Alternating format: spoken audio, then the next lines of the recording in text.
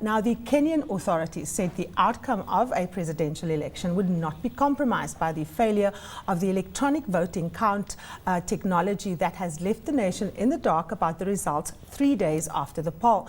Deputy Prime Minister Uhuru Kenyatta has led since the results started trickling in after polls closed on Monday, but with less than half the ballots tallied, his lead could still be reined in by Raila Odinga, the Prime Minister who lost the poll 5 years ago.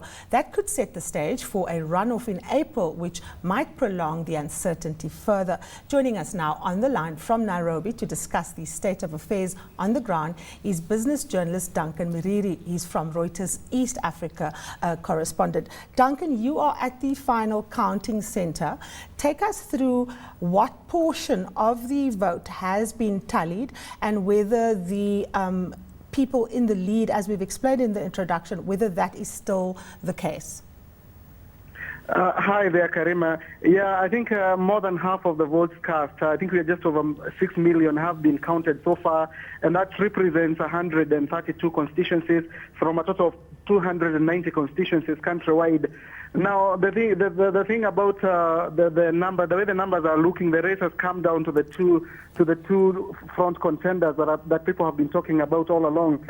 You know, the Prime Minister Raila Odinga and Uhuru Kenyatta, his deputy. Now, Uhuru Kenyatta has maintained his lead since last night, since the tallying system, since the commission that ran the elections adopted the manual system of counting the votes, tallying the votes, and he has maintained that lead consistently right up to now. Mm-hmm. Now, of course, there has been tensions as, you know, the time just kind of lapse on and people are awaiting the outcome and in some sense want finality on the outcome. There has been suggestions that Raila Odinga's supporters are questioning the lead of Mr. Kenyatta, suggesting that the vote has been doctored. Is that something that is resonating with supporters, or are people just playing politics as, you know, we're waiting for that final outcome?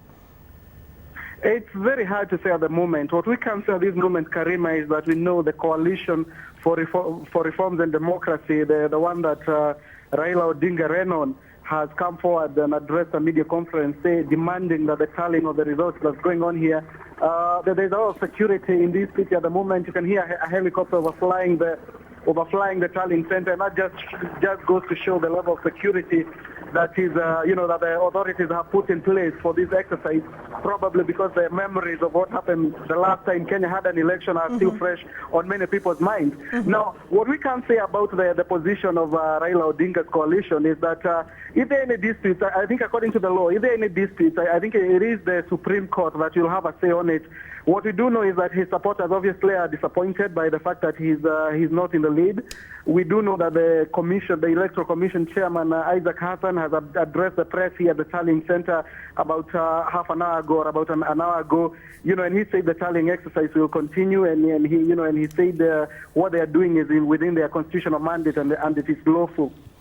Now, the issue around the potential runoff in April is something that was built in precisely because of what we saw the last time. We know that in terms of the new constitution, an outright winner has to be found, which means more than 50%. Duncan, are we likely to go to that situation? Is the lead going to be substantial enough to have an outright winner, or is it going to be that tight and a second run in April is going to be required? I think, Karima, it depends on who you ask. Clearly, the supporters of Uhuru Kenyatta, who has the lead at the moment, are quite upbeat. They're exuberant. They're thinking they will have this sealed, signed, and delivered in the first round. When you speak to supporters of Raila Odinga, they're saying, hang on, you know. But I think the correct position is, at this moment, no one is clear on the outcome.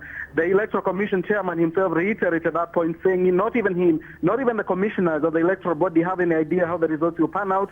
It's just a matter, you remember we said you only have results from 132 constituencies, which means there's still loads of constituencies to be tallied out of the 290 that voted. Mm-hmm. Is the peace holding as this process drags on into the third day? And of course, a lot of that will depend on the characterization of the process as free and fair and transparent, and of course also the guidance from the political elites themselves. What are political leaders saying to try and keep their supporters calm until this process is concluded?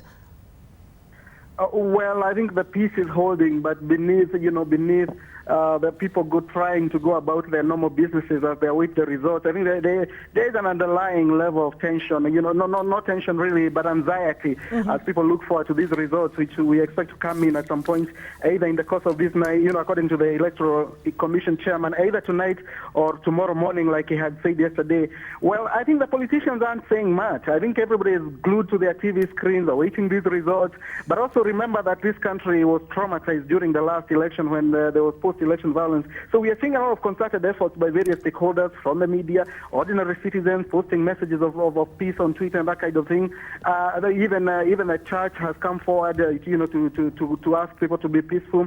But the politicians at the moment, I think, are taking a back seat as everyone awaits the result. And the media has taken a deliberate decision. They are not airing any of the politicians' press conferences live, and that is sort of keeping the lead on any inflammatory messages that a politician might be tempted to put out there to their supporters. Well, Duncan, thank you so much for that comprehensive update. The latest, of course, on that much anticipated result in the Kenyan election. The whole of Africa is waiting with bated breath as we look forward to see who will be leading Kenya and whether the matter will be resolved now or later in April.